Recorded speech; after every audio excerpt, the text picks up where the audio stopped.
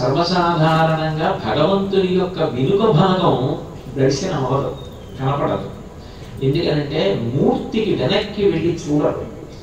ఒక్క శివలింగం అయితే అది మినహాయింపు, అరూప రూపి.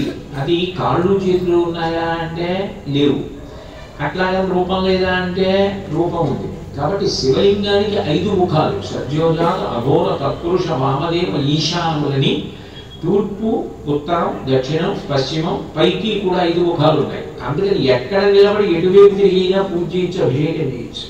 శివలింగం ఎటు చూస్తోందన్న దాన్ని బట్టి శివాలయం మారుతుంది. పశ్చిమాభిముఖం అనుకోండి, సజ్జోజాత శివలింగం అంటారు. అన్ని శివాలయాల్లోకి సర్వోత్కృష్టమైన శివలింగంగా, అంత గొప్ప శివాలయంగా దేన్ని చెప్తారు అంటే పశ్చిమాభిముఖ శివలింగాన్ని చెప్తారు.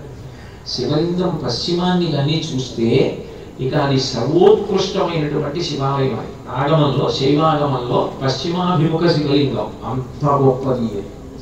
అటువంటి శివాలయం అందుబాటులో ఉండడం, అటువంటి శివాలయంలోకి వెళ్ళడం, దర్శనం చేయడం అంత గొప్పది ఏమి లభిస్తుంది ఆగమం.